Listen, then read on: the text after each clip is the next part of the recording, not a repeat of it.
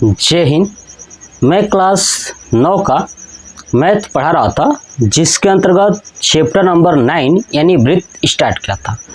और इस चैप्टर का मैंने 2 प्रश्नावली ऑलरेडी कंप्लीट करा दिया है, प्रश्नावली 9.1 और प्रश्नावली 9.2। अब हम लोग देखने वाले हैं प्रश्नावली 9.3। तो प्रश्नावली 9.3 बताने से पहले मैंने आपको 2 नियम सिखाया था कि इसी 2 नियम की मदद से हम लोग इस प्रश्नावली को सॉल्व करेंगे। तो चलिए प्रश्नावली का पहला प्रश्न देखते हैं और समझते हैं। देखिए, मैं फिर से आपसे कह दूं कि जब तक आप इस प्रश्नावली को देखने के लिए इससे पहले कॉन्सेप्ट नहीं सीखते हो ना, तो आपको ये प्रश्नावली नहीं समझ में आएगी। ठीक है, चलिए देखिए पहला प्रश्न देखिएगा।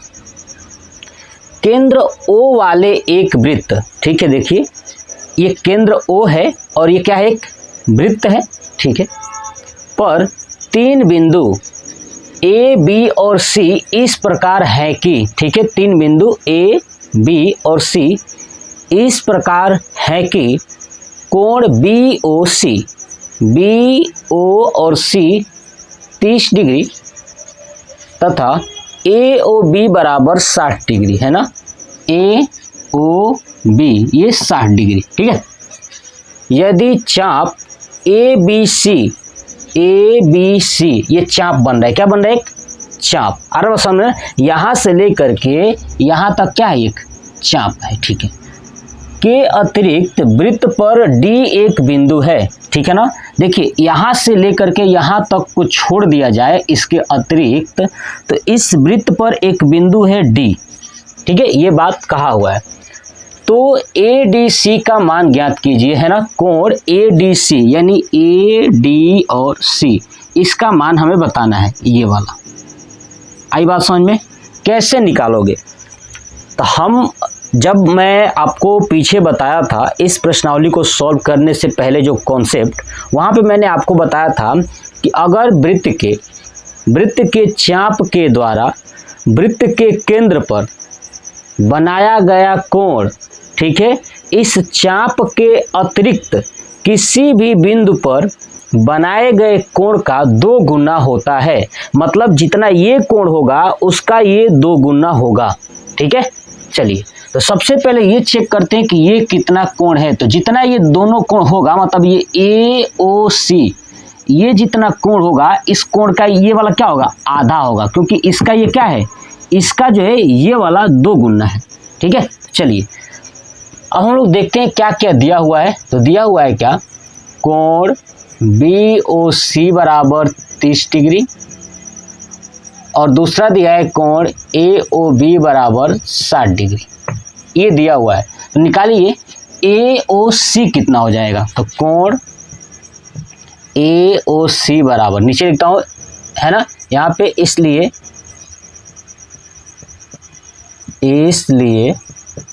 AOC देखिएगा, AOC तो क्या करेंगे, AOB और BOC क्या करेंगे, जोड़ देंगे। आई बात समझ में ना।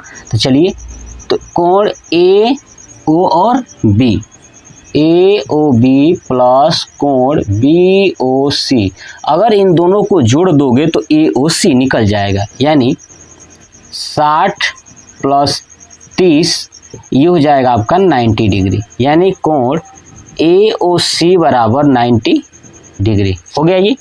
चलिए तो हम लोग क्या जानते हैं, अब नीचे लिखेंगे कि वृत्त के चाप, ठीक है, वृत्त के चाप के द्वारा केंद्र पर आंतरिक कोण वृत्त के शेष भाग पर आंतरिक कोण का 2 गुना होता है, ठीक है। देखिए ये जो कोण है ना, वो इसका क्या होता है, 2 गुना। मतलब ये हो गया कि अगर ADC में 2 से गुणा कर दूं तो AOC निकल जाएगा। ठीक है, तो नीचे क्या लिखेंगे कि कोण AOC बराबर 2 गुणे कोण ADC, है ना, ADC। ठीक है, AOC में, ठीक है, AOC निकालना है तो ADC में 2 से गुणा कर दूं, जितना यहाँ पर रहेगा उसमें 2 से गुणा कर दूं तो ये आ जाएगा। अब AOC निकाले हैं 90 डिग्री, तो यहाँ पे लिखेंगे 90 डिग्री बराबर 2 गुणे कोण ADC। ठीक है, ADC। अब क्या हो जाएगा, कोण ADC बराबर 90/2, ये हो जाएगा आपका 45 डिग्री, यानी कोण ADC बराबर आपका आया 45 डिग्री। ये हो जाएगा हमारा आंसर। आई बात समझ में। पहला प्रश्न ADC पूछा हुआ था, हमारा आ गया 45 डिग्री, यानी ये कितना आ गया आपका, तो 45 डिग्री हो गया पूरा कंप्लीट, यानी पहला प्रश्न कंप्लीट हो गया। कह रहा है किसी वृत्त की एक जीवा, ठीक है, वृत्त की त्रिज्या के बराबर है। ठीक है ना, देखिए किसी वृत्त की एक जीवा, तो देखिए मैं एक वृत्त खींचता हूं, ये रहा हमारा वृत्त, ठीक है, और वृत्त का ये रहा केंद्र, यानी मान लेता हूं O। ठीक है, और इसकी एक जीवा है, तो चलिए एक जीवा ऐसे खींच दिया। ठीक है, जीवा वृत्त की त्रिज्या के बराबर है। ठीक है, जीवा द्वारा लघु चाप के, देखिए लघु चाप क्या होता है, यहाँ ये जीवा है ना, तो जीवा का ये जो छोटा वाला पार्ट ये आपको दिखाई दे रहा है यहाँ तक, इसको बोलते हैं लघु चाप। ये ऊपर वाला है ये दीर्घ चाप। क्या है ये, दीर्घ चाप। समझ में आ गया। अब ये जीवा से जो है कि इसकी त्रिज्या क्या है, वृत्त की त्रिज्या जीवा के क्या है, बराबर है। मतलब अगर मैं यहाँ से ऐसे मिला दूँ, ऐसे मिला दूँ इधर, ठीक है, तो ये और ये तीनों आपस में क्या होंगे, बराबर होंगे। चलिए जीवा की लंबाई मान लेता हूँ ये A है और ये B है। आई बात समझ ना, कि जो वृत्त की जीवा है वो जो है कि वृत्त की त्रिज्या के क्या है, बराबर है, यहाँ प्रश्न में कहा हुआ था। और जीवा द्वारा, ये जो जीवा है इसके द्वारा लघु चाप यानी छोटे वाले चाप पर किसी बिंदु पर, मान लेता हूँ कि ये एक बिंदु है, ये बिंदु पर, किसी बिंदु पर अंतरित कोण ज्ञात कीजिए। देखिए यहाँ से एक ऐसे बना देता हूँ, ऐसे, यहाँ से एक ऐसे गया और यहाँ से ऐसे गया। ठीक है, अब ये वाला जो कोण बन रहा है ये हमें बताना है, इसको मान लेता हूँ मैं C। क्या मान लिया, C। ठीक है, तथा दीर्घ चाप के किसी बिंदु पर भी अंतरित कोण ज्ञात कीजिए। अब ये दीर्घ चाप है, ये ऊपर वाला, कहीं भी किसी भी बिंदु पर, तो ये मान लेता हूँ बिंदु, ये मान लेता हूँ D। ठीक है, अब इसको मिला दीजिए, ये जो है कि हो गया बिंदु D। ठीक है, तो बिंदु D। अब बताना है ये वाला भी कोण आपको बताना है। ठीक है, तो दोनों कोण बता देना है, D और C भी आपको बताना है। चलिए सॉल्व करते हैं, लेकिन थोड़ा सा दिमाग लगा के सॉल्व करते हैं। कैसे दिमाग लगाना है समझिएगा ध्यान से। देखिए आपको दिखाई देगा कि ये जो OAB एक त्रिभुज बन रहा है ना, बन रहा है, और ये त्रिभुज की सभी भुजाएं बराबर हैं। सभी भुजाएं क्या हैं, बराबर हैं, इसलिए ये समबाहु त्रिभुज हो जाएगा। क्या हो जाएगा, समबाहु त्रिभुज हो जाएगा। तो आइए समझते हैं, देखिए कैसे लिखेंगे, क्या कि त्रिभुज AOB है ना, AOB एक समबाहु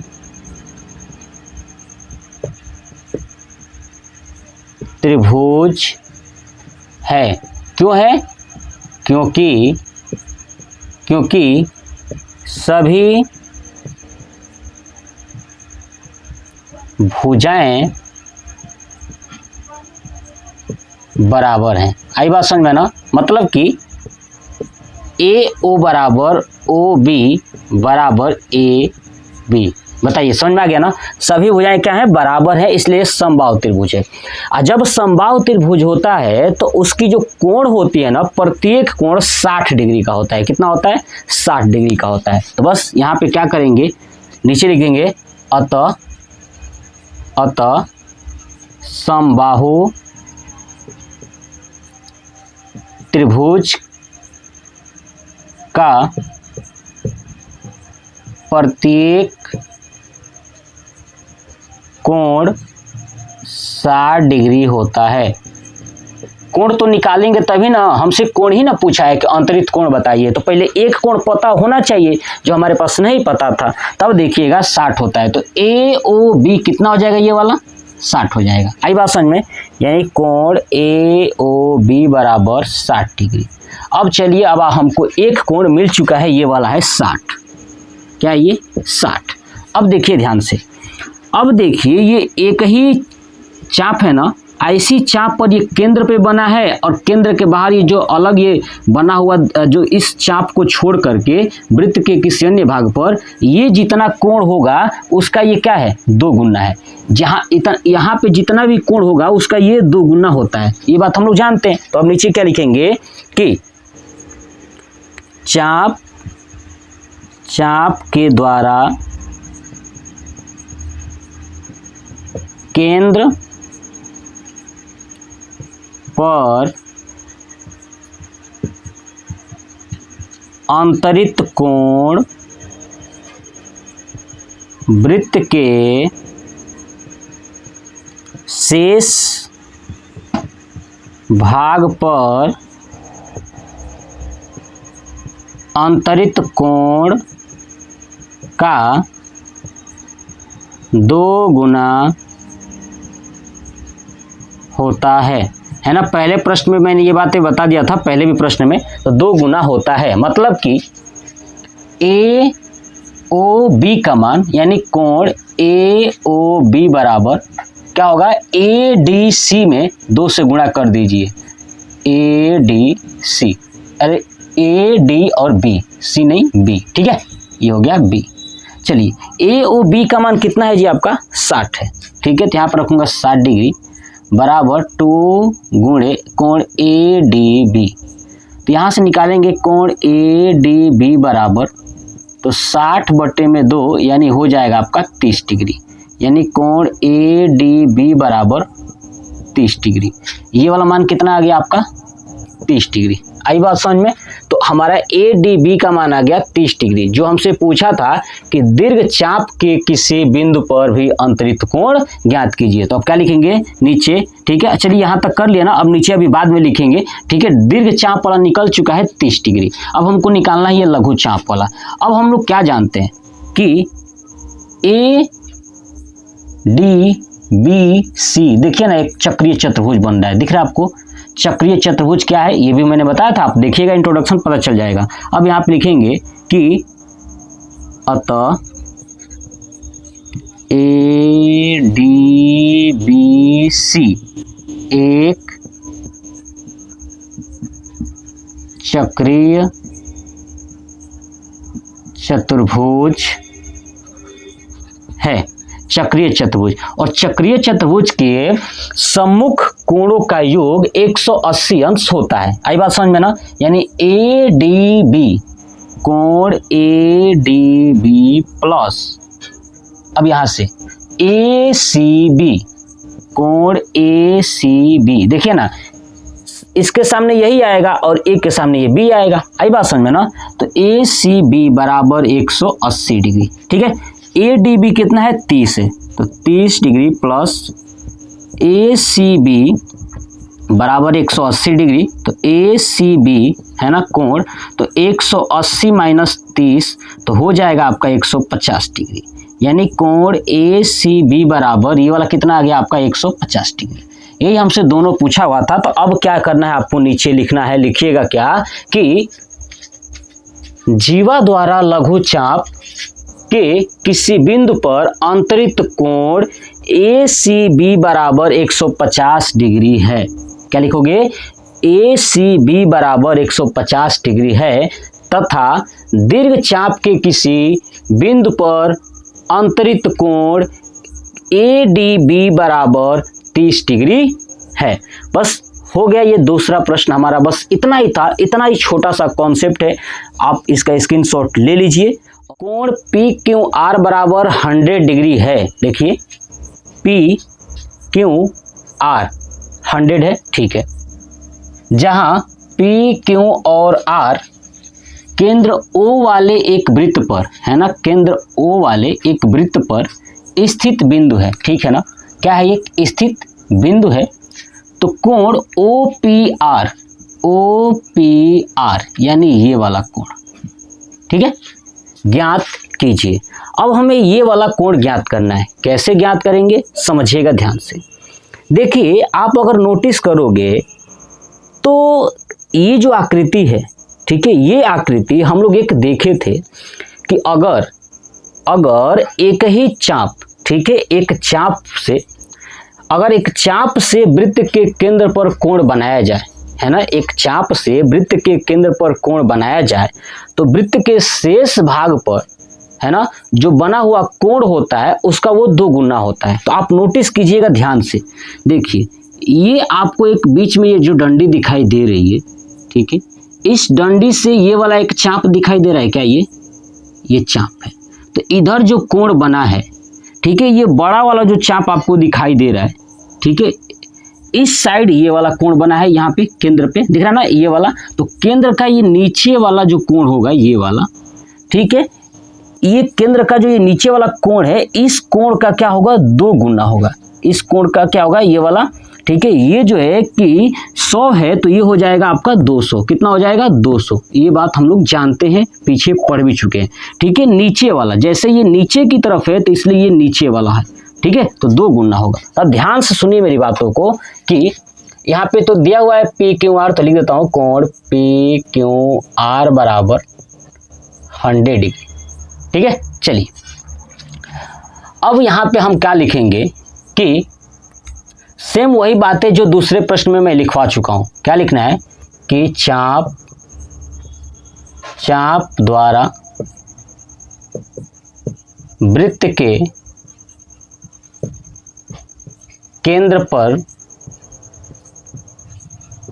आंतरिक कोण वृत्त के शेष भाग पर आंतरिक कोण का 2 गुना होता है। समझ आ गया, 2 गुना होता है। तो देखिएगा अब आप नोटिस कीजिए कि ये 100 है तो ये 200 होगा, ठीक है। तो देखिए इसका यानी POR का मान नीचे वाला, देखिए 2 मान निकलेगा, एक POR, एक ऊपर वाला भी हो सकता है और एक नीचे वाला हो सकता है। तो देखिए 100 है तो ये हो गया 200, ठीक है, तो 200 हो गया तो इसको बोलेंगे प्रतिवर्ती कोण। क्या बोल देंगे? प्रतिवर्ती। क्यों प्रतिवर्ती बोलेंगे? कि जब ना 180 से ऊपर कोण जाने लगता है ना तो उसको प्रतिवर्ती में रखा जाता है। प्रतिवर्ती तो छोड़िए, इतना याद रखिएगा कि देखिए ये टोटल जो है, ये टोटल पूरा एक गोलाई में कितना है? 360 होता है ना, 360। ये केवल कितना होगा? तो 200। तो ऊपर वाला कितना होगा? 160। तो 160 कम है ना 180 से, तो ये 180 से ज्यादा है, इसलिए इसका नाम रख देंगे प्रतिवर्ती। क्या नाम रख देंगे? प्रतिवर्ती। याद रखिएगा, ठीक है। तो यहाँ पे लिख देता हूं कि प्रतिवर्ती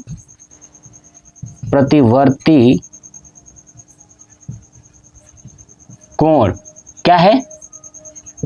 POR है ना। प्रतिवर्ती कोण POR बराबर क्या हो जाएगा? 2 गुणे कोण PQR, ये हो जाएगा, ठीक है। तो चलिए अब प्रतिवर्ती ही रहेगा, कोण POR इक्वल टू 2 गुणे PQR कितना है आपका? 100 है, तो ये हो जाएगा आपका 200।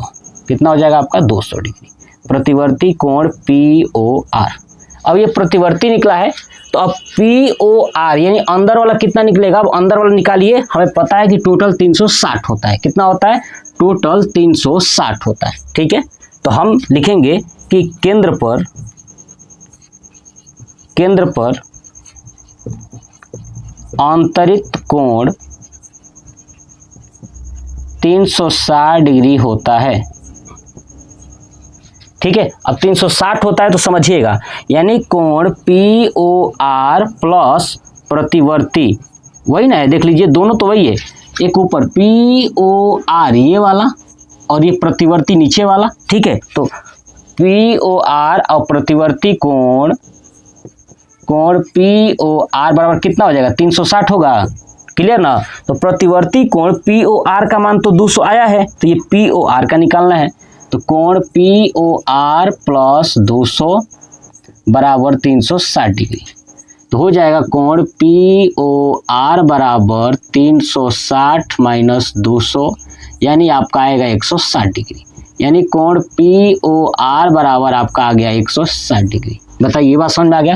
यानी ये कितना है आपका 160 डिग्री, ठीक है, ये समझ में आ रहा है। और नीचे वाला कितना था आपका 200, क्लियर हुआ।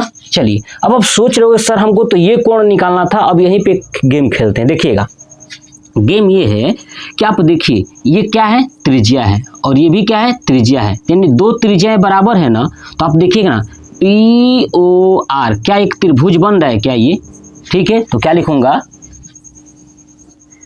त्रिभुज पी ओ आर में, है ना। अब इस त्रिभुज में अब आप दिमाग से देखिएगा, यहाँ पे ये पी ओ और यहाँ से आर ओ ये दोनों त्रिज्याएं बराबर हैं, ठीक है। तो मतलब अगर ये त्रिभुज एक बन रहा है तो त्रिभुज की अगर दो भुजाएं बराबर हो तो समद्विबाहु त्रिभुज होता है ना। तो क्या पी ओ आर एक समद्विबाहु त्रिभुज बन रहा है कि नहीं, बन रहा है ना। तो देखिएगा अब इस पी ओ आर में क्या हुआ है कि आपका ओ पी बराबर ओ आर है, ठीक है। तो इसलिए त्रिभुज पी ओ आर एक समद्विबाहु त्रिभुज है, समझ में आया ना। समद्विबाहु त्रिभुज क्या होता है कि जिसकी दो भुजाएं बराबर हों। और जब दो भुजाएं बराबर होती हैं तो उनके सम्मुख कोण भी क्या होते हैं बराबर होते हैं। देखिएगा यानी ये जो बराबर है ये वाली इसके बराबर, तो इसके सामने की ये कोण और इसके सामने की ये वाला कोण क्या होंगे आपस में बराबर होंगे, ठीक है। तो क्या लिखेंगे कि बराबर भुजा के सामने का कोण भी बराबर होता है ना, बराबर होता है। सब इस त्रिभुज में चल रहा है। इसका मतलब कोण P बराबर कोण R, नहीं कोण P बराबर कोण R हो जाएगा ना, ये दोनों बराबर, ठीक है। अब देखिए त्रिभुज में क्या होता है। अब ये त्रिभुज है ना, तो त्रिभुज के सभी अंतः कोणों का योग कितना होता है 180 डिग्री। आई बात समझ में ना, 180 डिग्री। तो क्या लिखूंगा नीचे अतः कोण P प्लस कोण R और प्लस कोण O ये वाला अंदर वाला, ठीक है, बराबर 180 डिग्री। आई बात समझ में ना। चलिए P और R क्या है दोनों बराबर है ना। तो हमसे किसका मान पूछा था जी, पूछा था OPR यानी P का मान पूछा था, ये P वाला, ठीक है। तो P को R वाले को P में बदल देंगे तो ये हो जाएगा कोण P प्लस कोण P प्लस कोण O का मान कितना निकाले थे हम लोग 160। देखिएगा O है ना बीच में तो इसलिए 160 बराबर 180 डिग्री। अब समझिएगा कोण P हो जाएगा 2 कोण P बराबर 180 माइनस 160। ये हो जाएगा 2 कोण P बराबर 180 में से 160 घटा देंगे तो 20 आएगा। तो कोण P बराबर 20/2 भाग करेंगे तो आ जाएगा आपका 10, यानी कोण P बराबर आ गया 10, ठीक है। और इसको क्या कहा था OPR, तो अब लिखेंगे यहाँ पे या कोण OPR बराबर 10 डिग्री। यही हमसे पूछा हुआ था, हो गया आपका आंसर। आई बात समझ में। प्रश्न जैसे पूछा है ना वैसे ही सॉल्व करिए, सेम आपको बस थोड़ा सा कॉन्सेप्ट लगाना है, दिमाग का प्रयोग करना है, ठीक है। तो आप इसका स्क्रीनशॉट ले लीजिए।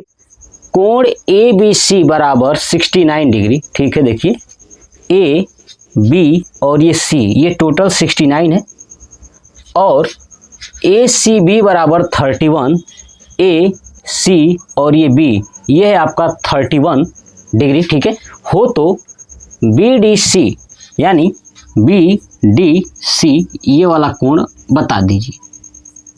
तो आप अगर इंट्रोडक्शन देखे होंगे ना मेरा, इस प्रश्नावली से बताया था जो पहले, उसमें मैं बताया था कि अगर एक ही वृत्तखंड हो, ठीक है, एक ही वृत्तखंड हो और एक ही वृत्तखंड के, है ना, जो भी कोण बनेंगे एक ही वृत्तखंड से जो भी कोण बनेंगे ना वो कोण क्या होंगे बराबर होंगे। यानी ये ए सब क्या होंगे, ये बराबर होंगे। आई बात समझ में ना, क्योंकि एक ही वृत्तखंड पर है, यानी बी और सी से ही बनने वाले कोण है ये दोनों, ए और डी, इसलिए दोनों कोण बराबर होंगे। ठीक है, ये बात भी याद रखिएगा। सुनिएगा आप ध्यान से। अब देखिए ए बी सी में यहाँ पे बी का मान दिया हुआ है और यहाँ पे सी का मान दिया हुआ है। ठीक है, तो हम त्रिभुज के नियम से ए बी सी का योग कितना होता है, 180। तो बी का 69 दिया है, सी का 31 दिया है, तो बताइए ए का निकल जाएगा। और जब ए का निकल जाएगा तो जितना ये ए का मान होगा उतना ही डी का मान होगा, क्योंकि वृत्तखंड के, है ना, वृत्तखंड से बनने वाले सभी कोण क्या होते हैं, बराबर होते हैं। यही बात मैंने अभी बताया। तो जितना ये कोण आएगा उतना ये आ जाएगा। अब चलिए सॉल्व करते हैं। क्या करेंगे देखिएगा, ये मान तो दिया हुआ है, ठीक है, तो लिखूंगा क्या, त्रिभुज ए बी सी में। ठीक है, ए बी सी में। अब देखिए ए बी सी में दिया हुआ है कि ए बी सी बराबर 69 डिग्री और कोण ए सी बी बराबर दिया है 31 डिग्री। ठीक है, तो अब नीचे लिखिए, है ना। अब नीचे क्या जानते हैं कि देखिएगा ए बी सी, ठीक है, और बी सी ए कह लीजिए, चाहे ए सी बी कह लीजिए, कोई दिक्कत नहीं है। ठीक है, तो देखिएगा कोण ए बी सी प्लस कोण ए सी बी प्लस यहाँ से बी ए सी, कोण बी ए सी बराबर 180 डिग्री। कोई दिक्कत है, ये तो हम लोग जानते हैं कि त्रिभुज के सभी अंतः कोणों का योग 180 होता है। आप इसमें चाहो तो बीच में इंक्लूड भी कर सकते हो। ठीक है, कि त्रिभुज के सभी अंतः कोणों का योग 180 अंश होता है। चलिए ए बी सी कितना है, 69, तो रखूंगा 69 प्लस ए सी बी है आपका 31, तो 31 प्लस बी ए सी निकालना है, निकाल जाएगा। चलिए 180 डिग्री। अब 69 और 31 जोड़ेंगे तो आपका आएगा 100, है ना, प्लस कोण बी ए सी बराबर आपका आ गया 180 डिग्री। तो बताइए कोण बी ए सी बराबर 180 माइनस 100, तो आपका आ जाएगा 80 डिग्री। किसके बराबर, बी ए सी के बराबर। बी ए सी के मान कितना आ गया, यहाँ पे आ गया 80 डिग्री। ये बात आपको समझ में आ रहा है, ये हमारा 80 डिग्री है। ठीक है, अब हम एक बात जानते हैं कि वृत्तखंड के, है ना, वृत्तखंड के सभी कोण बराबर होते हैं। तो नीचे लिखेंगे क्या कि वृत्तखंड के या वृत्तखंड से, ऐसे लिख देता हूं, वृत्तखंड से बनने वाले सभी कोण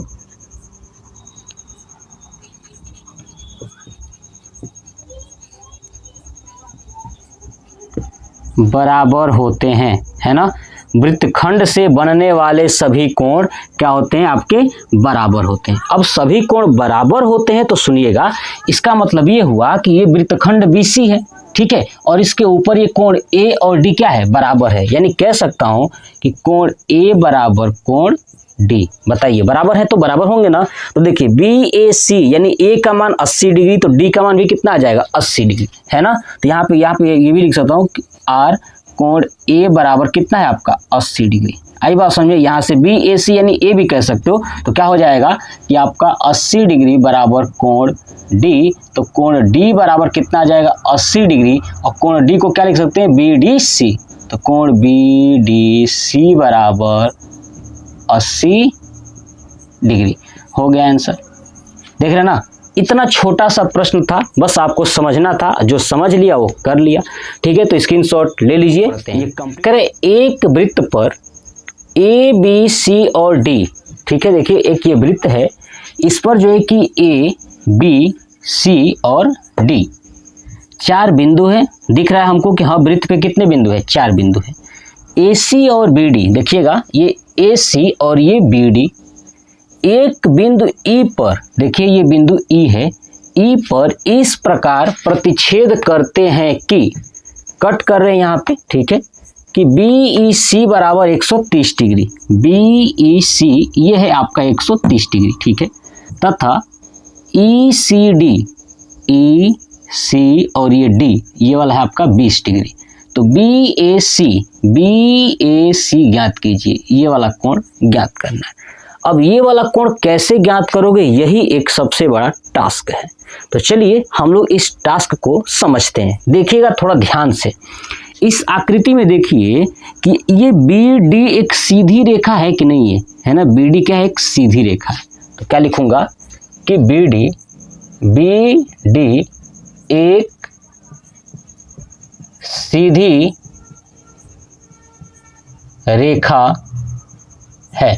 अब आप कहोगे सर ये सीधी रेखा क्यों आपने निकाला, तो देखिएगा समझिएगा, अगर ये 130 है तो ये सीधी रेखा पे ये वाला कोण कितना हो जाएगा, 50 हो जाएगा, क्योंकि सीधी रेखा पे 180 होता है तो ये 50 हो जाएगा। अब आप नोटिस कीजिए यहाँ से DEC, क्या ये त्रिभुज बन रहा है क्या, DEC, तो 2 कोण दिया हुआ है तो तीसरा कोण निकल जाएगा, यानी D निकल जाएगा ना, निकल जाएगा ना, तो D निकल जाएगा। तो अब देखिए एक ही वृत्तखंड से बनने वाले कोण क्या होते हैं, बराबर ना। तो देखिए A और D क्या हो जाएंगे, बराबर हो जाएंगे, तो जितना D का मान रहेगा उतना ही A का मान आ जाएगा। बस यही तो करना था, समझिए। तो चलिए अब यहाँ पे हो जाएगा आपका BEC प्लस CED, है ना जी, क्या हो जाएगा, BD एक सीधी रेखा है, ठीक है, इसलिए कोण BEC प्लस कोण CED बराबर 180 डिग्री, है ना जी। तो BEC कितना है आपका 130 प्लस कोण CED हमें निकालना है, ये हो जाएगा 180।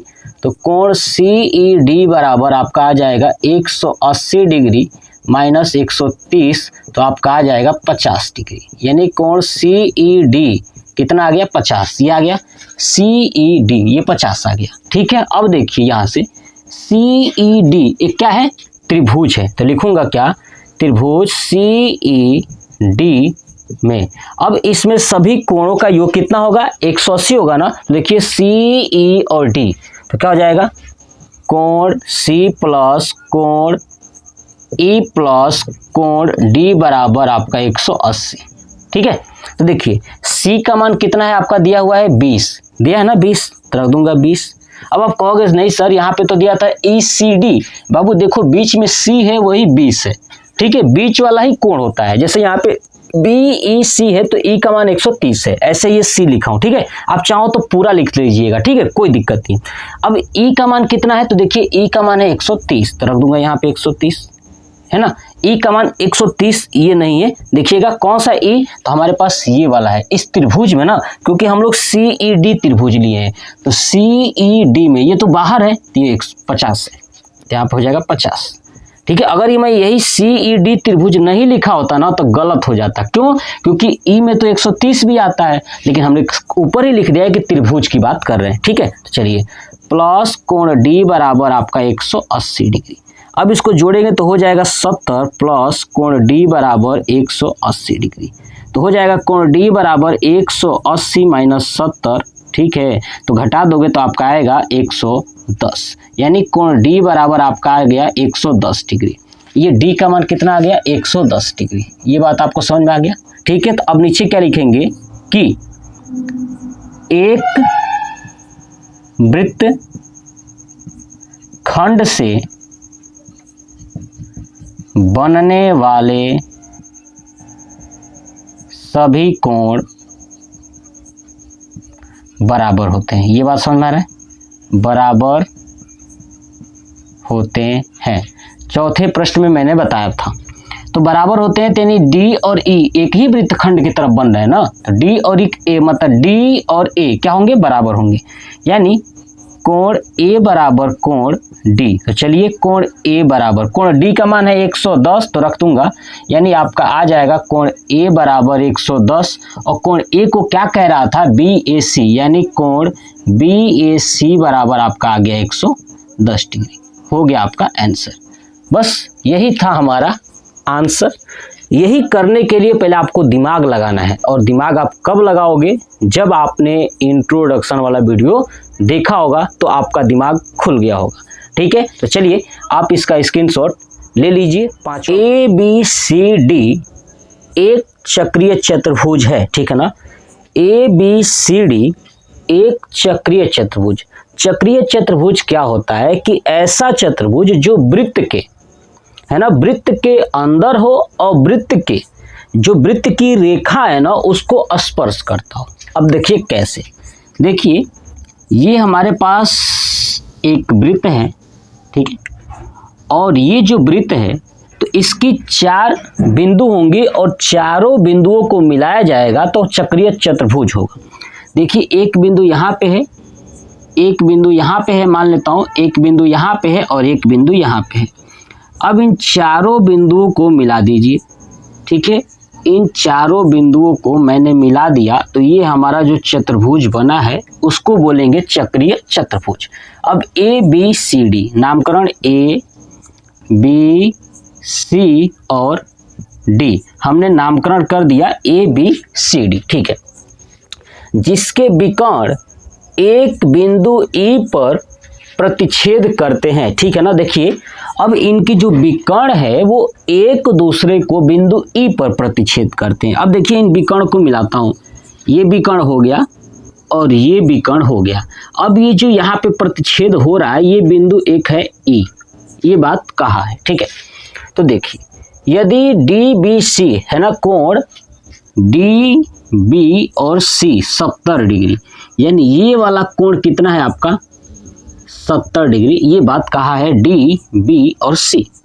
और बी ए सी, बी ए और ये सी यानी ये वाला जो कोण है वो है आपका 30 डिग्री, ठीक है। चलिए हो तो कोण बी सी डी ज्ञात कीजिए। कौन सा, बी सी और ये डी, यानी ये वाला कोण आपको बताना है पूरा, ठीक है। चलिए अब आप समझते हैं कि आखिर में इसको कैसे करोगे, तो ध्यान से देखिएगा, कॉन्सेप्ट सीखिए। देखिए आप नोटिस कीजिए कि ये आपको जो दो त्रिभुज है, एक ये जो 30 डिग्री वाला है और एक 70 डिग्री वाला है।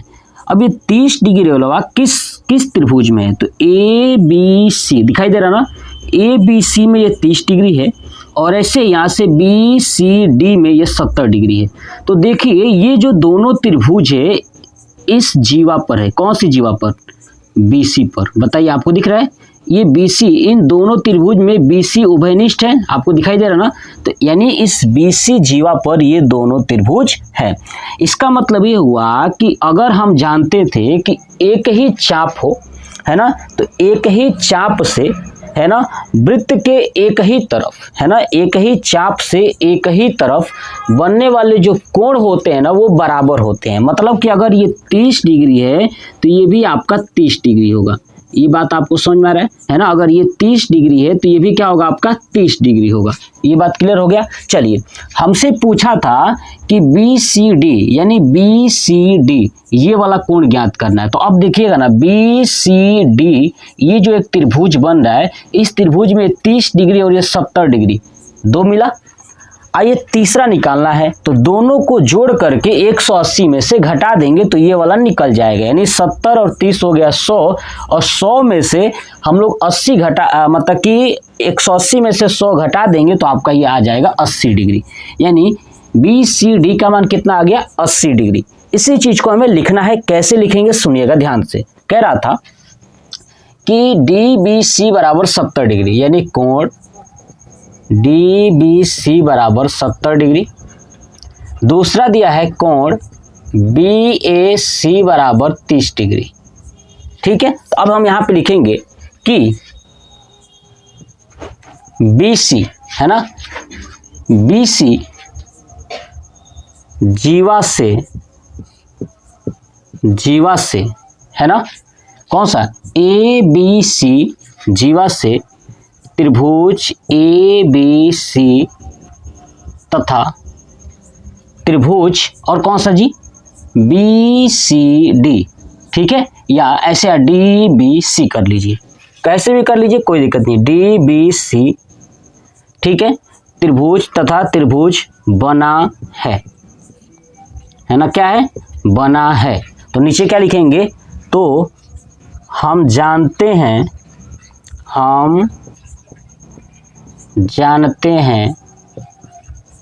कि एक ही चाप से वृत्त के, है ना, एक ही चाप से वृत्त के शेष भाग पर बना कोण बराबर होता है। ठीक है, ये बात हम लोग जानते हैं कि वृत्त के चाप से, है ना, वृत्त के शेष भाग पर बना कोण, ठीक है, क्या होता है, बराबर होता है। ये बात हम लोग जानते हैं। तो अब यहाँ पे देखिए एक ही चाप कौन सा है, आपका BC। ठीक है, तो इसका मतलब BAC और BDC दोनों क्या हो जाएंगे, बराबर, यानी कोण BAC बराबर कोण BDC। ये BAC कितना है, 30 डिग्री, है ना, तो 30 डिग्री यहाँ पे रखेंगे, 30 डिग्री बराबर कोण BDC। तो क्या हो जाएगा आपका, हम जान चुके कि कोण BDC का मान कितना आ गया आपका, 30 डिग्री। ये हम लोग देख लिए। अब क्या करेंगे, त्रिभुज BDC में, अब इस त्रिभुज में देखिए ना, ये B और C और ये D, है ना, सबका योग कितना आ जाएगा, 180, यानी कोण B प्लस कोण C प्लस कोण D बराबर 180 डिग्री। बात क्लियर हो गई। चलिए कोण B का मान कितना है, देखिए B का मान कितना है, 70 डिग्री, है ना जी, 70 डिग्री। यहाँ पे देखिए DBC, तो B का मान कितना है, 70 डिग्री, 70 प्लस C का मान तो हमें बताना है, तो कोण C रहने दूंगा। कोण D का मान कितना हमने निकाला है, देखिए D बीच में है तो 30 डिग्री, 30 बराबर 180 डिग्री। ठीक है, इसको जोड़ोगे तो हो जाएगा कोण C प्लस 70 और 30 100 बराबर 180 डिग्री। तो कोण C बराबर 180 माइनस 100 यानी हो जाएगा 80 डिग्री, यानी कोण C बराबर आपका आ गया 80 डिग्री। अब कोण C को क्या लिखना था, कोण BCD, यानी लिख सकता हूँ ना, कोण BCD बराबर 80 डिग्री। ये हो गया हमारा पहला। बोलिए, आपको समझ में आ गया। ठीक है, तो इसको आप स्क्रीनशॉट ले लीजिए। बस यही आपको समझना था कि आखिर में इसका खेल क्या है। ठीक है, दूसरा AB बराबर BC, तो लिखूंगा नीचे अब, यदि AB बराबर BC। अब देखिए AB और BC कहाँ है, ये AB है, ये वाला, ठीक है, तो ये AB और ये BC क्या हो, बराबर हो, है ना, AB बराबर क्या हो, BC हो, तो ECD यानी EC और ये D, ये बताना है। अब बताइए, जब ये और ये दोनों बराबर हैं, है ना, तो ये ABC त्रिभुज में ये AB और ये BC क्या है, बराबर है। तो देखिए, जब ये दो भुजाएं त्रिभुज की बराबर होती हैं तो उनकी सम्मुख कोण भी क्या होते हैं, बराबर होते हैं। ठीक है, तो अब देखिए ये दिया हुआ है AB बराबर BC, तो त्रिभुज ABC में कहाँ है ये, AB बराबर BC कहाँ है, देखिए ये AB और ये BC, इसी ना ABC त्रिभुज में आ रहा है, तो ये ABC में है, AB बराबर BC। तो क्या लिखूंगा, सम्मुख, है ना, ऐसे लिखता हूं, बराबर भुजा के, है ना, बराबर भुजा के सम्मुख कोण बराबर होते हैं, है ना, बराबर भुजा के सम्मुख कोण क्या होते हैं, बराबर होते हैं। तो बराबर कौन सी है, तो आपका AB बराबर BC है। तो अब बताइए AB के सामने कौन सी कोण है, AB के सामने कोण है आपका ये, देखिए AB के सामने ये वाला कोण है ना, ये वाला दिख रहा है, ये वाला कोण है, कौन सा, BCA, यानी कोण BCA बराबर BC के सामने कौन सा है, BC के सामने है आपका ये वाला A वाला, तो BAC, कोण BAC। ठीक है, अब देखिए BCA BAC, A का मान है 30 डिग्री ना, यहाँ पे BAC कितना है, BAC 30 डिग्री, तो BCA भी कितना हो जाएगा, 30 डिग्री, यानी 30 डिग्री बराबर कोण BCA हो जाएगा ये, है ना। जो BAC है, BAC का मान 30 है, तो चलिए 30 को दूसरे साइड कर देता हूँ और ये जैसे है वैसे लिखता हूँ, यानी कोण BCA बराबर 30 डिग्री। ये बात आपको समझ में आ गया। ठीक है, तो ये हमारा हो गया 30 डिग्री। अब हमसे पूछा था कि ECD बता दीजिए, है ना, ECD। तो अब क्या करूँगा, देखिएगा यहाँ पे कोण ECD। अब आप ध्यान से देखिए मेरी बात को, ECD बताना है ना, तो देखिए पूरा ये कितना आया था 80, और 80 में से अगर ये 30 घटा देंगे तो बताइए ये ऊपर वाला निकल जाएगा। ECD पूरा है 80 में से 30 घटा देंगे तो ये निकल जाएगा, यानी 50 आ जाएगा। आई बात समझ में? तो अब ECD बराबर क्या लिखूंगा, ध्यान से देखिएगा कि BCD कोण BCD माइनस BCA कोण BCA, है ना, ये हम लिख देंगे। अब देखिए BCD कितना है, BCD आपका था यहाँ पे 80, तो लिखूंगा 80 माइनस BCA है आपका 30, यानी हो जाएगा आपका 50 डिग्री। ये हो जाएगा हमारा आंसर।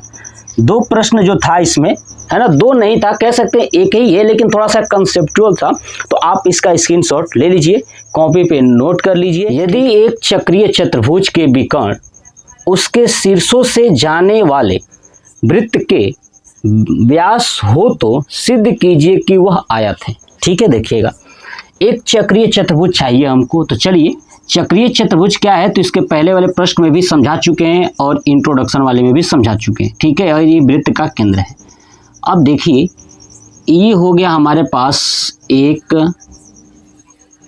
चक्रीय चतुर्भुज। ठीक है, तो चक्रीय चतुर्भुज इसका नामकरण कर देता हूँ, ये है हमारा A B C और D। ठीक है, अब चतुर्भुज के विकर्ण उसके शीर्षों, शीर्ष इसको बोलते हैं, A को B को C को D को, ये शीर्ष है, शीर्ष से जाने वाले वृत्त के व्यास हो, यानी विकर्ण जो है कि कहाँ जाना चाहिए, वृत्त के केंद्र से जाना चाहिए, तभी तो व्यास होगा। तो देखिएगा ये केंद्र से चला गया यहाँ पे। ठीक है, ये केंद्र है, और ऐसे ही यहाँ से मिला दीजिए, ये केंद्र पे चला जाए तो ये हमारा ये केंद्र पे यानी O से जा रहा है। ये ध्यान रखिएगा, जो विकर्ण है ना इस चक्रीय चतुर्भुज का, वो वृत्त के केंद्र से जाएगा तभी जाके व्यास बनेगा। और ये बात कहा है कि वृत्त के क्या हो, व्यास हो, तो व्यास कैसे होंगे, जब केंद्र से जाएंगे। अगर केंद्र को छोड़कर जा रहे हैं तो ध्यान रखिएगा वो जीवा हो जाएंगे। तो सिद्ध कीजिए कि वह आयत है। सिद्ध करना है कि ABCD क्या है, आयत है। तो चलिए सबसे पहले क्या लिखता हूं, देखिएगा ध्यान से। सबसे पहले लिखेंगे कि दिया है, दिया है क्या चीज, कि अब हमने जो माना है वही अब लिखेंगे, चलेंगे, है ना, कि ABCD एक चक्रीय चतुर्भुज है ना, चक्रीय चतुर्भुज है। ठीक है, ABCD एक क्या है, चक्रीय चतुर्भुज है। ठीक है, नीचे और विकर्ण, ठीक है, विकर्ण वृत्त के व्यास, है ना, ये बात तो दिया हुआ है कि विकर्ण क्या है, वृत्त के व्यास है। ठीक है, तो देखिएगा जो व्यास है वो आपका AC है और ये BD है। बात क्लियर होगी। चलिए अब ये विकर्ण जो व्यास है वो तो हमने देख लिया, अब आपको करना है सिद्ध। तो लिखूंगा सिद्ध करना है। क्या करना है, सिद्ध कि ABCD क्या है, एक आयत है। तो नीचे लिख दूंगा ABCD एक आयत है। ये हमें सिद्ध करना है कि ABCD क्या है, एक आयत है। अब ABCD अगर आयत है तो आयत के गुण क्या होती हैं कि जो सभी कोण होंगे, A है, B है, C है, D है, इन सब का मान अगर 90 डिग्री हो जाए तो ये क्या कहलाएंगे, आयत कहलाएंगे। ये बात आप ध्यान रखिएगा। अगर ये सबका कोण 90 डिग्री हम प्रूफ कर दें तो ये क्या कहलाएगा, आयत कहलाएगा। अब एक बात आपको समझाता हूँ, सुनिएगा। जैसे देखिए अगर कोई वृत्त है, ठीक है, अब वृत्त के एक व्यास है, क्या ये व्यास है। अगर व्यास से होते हुए अगर आप कहीं भी एक त्रिभुज बनाते हो, कहीं भी वृत्त का एक व्यास होना चाहिए, और इससे अगर त्रिभुज बनाते हो कहीं भी, जैसे देखिए इधर बना दिए एक ऐसे करके, चाहे ऐसे बना दिए यहाँ पे ऐसे करके। ठीक है, तो ध्यान से देखिए यहाँ पे आपको जो कोण दिखाई दे रहा है ना, ये वाला कोण, और इधर भी कोण, ये ऊपर भी कोण, ये कहाँ से बना है, वृत्त के व्यास से ना। तो वृत्त के एक ही तरफ जो बनने वाले कोण होते हैं, देखिए ये वृत्त के एक तरफ ऊपर चाहे नीचे की तरफ कहीं भी ले लीजिए, तो ये जो वृत्त के एक तरफ की बात करूं या ठीक है या अर्धवृत्त, देखिए ना ये कैसा वृत्त है, ये आधा वृत्त है कि नहीं, ठीक है आधा हो गया ना, व्यास क्या करता है आधा, तो अर्धवृत्त पे बना जो कोण होता है ना वो हमेशा 90 डिग्री होता है। कितना होता है 90 डिग्री। नीचे भी अर्धवृत्त है तो ये भी क्या हो जाएगा 90 डिग्री, ये भी 90 डिग्री। ये बात आप ध्यान रखिएगा हमेशा के लिए कि अर्धवृत्त पर बना कोण 90 डिग्री होता है। ठीक है, तो देखिएगा आप ध्यान से, यहाँ से ए बी सी, ठीक है ए बी सी लेता हूं तो ध्यान से देखिए क्या लिखूंगा कि नीचे अब त्रिभुज ए बी सी में, ठीक है। अब देखिए ए बी सी में आप नोटिस करोगे ए सी क्या है, व्यास है ना, तो व्यास क्या कर दिया आधा कर दिया है ना, तो क्या हो गया ए बी सी में, ठीक है ए बी सी में ए सी एक व्यास है, ये बात सही है, AC क्या है एक व्यास है। इस व्यास के कारण इधर वाला एरिया क्या हो गया आधा हो गया है कि नहीं। आप देखिए ना ABC अगर मैं त्रिभुज ले रहा हूं उसमें AC क्या है ये व्यास है, ये हमें दिख रहा है कि हाँ ये व्यास है। प्रश्न में भी कहा हुआ था कि विकर्ण क्या है वृत्त के व्यास है। अब ये व्यास हो गए तो इस व्यास पे देखिए जो कोण बनेगा यानी ये वाला जो B है ये वाला ये कितना होगा 90 डिग्री है ना। तो AC अगर एक व्यास है इसका मतलब ये हो गया कि कोण ABC बराबर है ना ABC बराबर कितना डिग्री 90 डिग्री। क्यों 90 डिग्री हो गया तो ध्यान से दे लिखूंगा क्या कि अर्धवृत्त में बना, ठीक है अर्धवृत्त से बना कोण लिख देता हूं है ना, अर्धवृत्त से बना कोण, ठीक है अर्धवृत्त से बना कोण के कारण क्या है ये 90 डिग्री है। ये बात क्लियर हो गया। तो अब देखिए ये हो गया 90 डिग्री। ऐसे ही आप देखिए इसी AC से ये ADC में है ना, ऐसे ही देखिए त्रिभुज ADC में, ADC में भी क्या है आप देखिए AC क्या है एक व्यास है, AC एक व्यास है ना। अब AC एक व्यास है तो उसमें भी क्या हो जाएगा ADC यानी कोण ADC बराबर आपका हो गया 90 डिग्री। ये भी किसके कारण तो ये लिख लीजिएगा अर्धवृत्त से बना कोण हो गया। ये दूसरा भी हो गया यानी B और D का मान कितना आ गया 90 देख लीजिएगा, B का मान बीच में है तो 90 और D का मान भी कितना है 90। ऐसे देखिए यहाँ अब ABD में त्रिभुज ABD में, अब ABD में देखोगे तो यहाँ पे देखिए ना ये BD क्या है एक व्यास है, BD एक व्यास है। अच्छा BD एक व्यास है तो ADC सॉरी ये किस में लिया हूँ ABD ना, ABD में तो ये जो कोण A है ना यानी BAD कह लीजिए, कोण BAD बराबर 90 डिग्री। 90 डिग्री क्यों तो सेम ये लिख लीजिएगा अर्धवृत्त वाला यहाँ पे ऐसे है ना, अर्धवृत्त से बना कोण।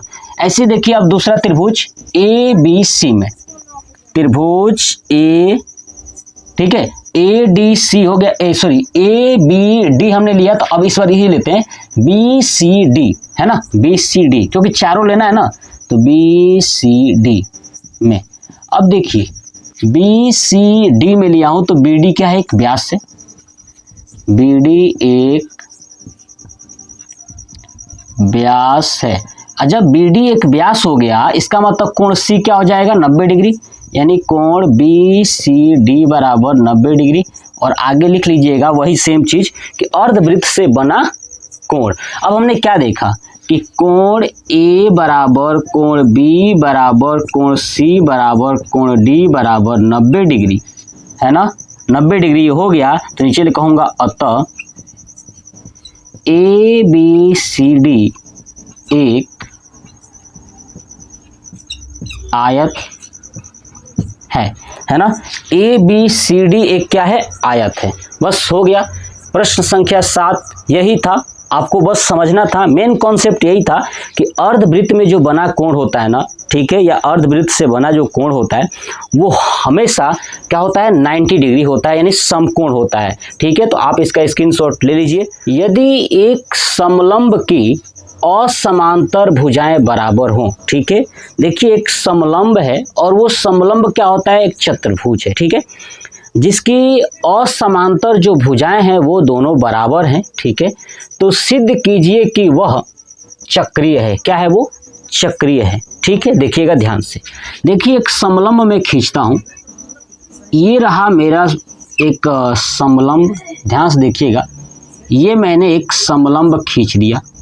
अब ये है, मान लेता हूँ ये ए, बी, सी और ये डी। देखिए समलंब की खास बात क्या होती है कि उसकी दो भुजाएं ना वो समांतर होती हैं। तो इसमें ए बी और ये जो डी सी है ये दोनों क्या है, एक समांतर है, और ये जो ए डी और बी सी ये दोनों असमांतर है। क्या है, ये असमांतर है, लेकिन असमांतर भुजाएं क्या है, बराबर है, ये प्रश्न में दिया हुआ है।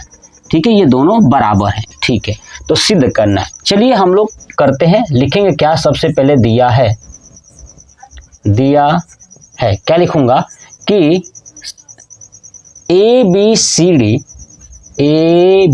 सी डी एक समलंब है।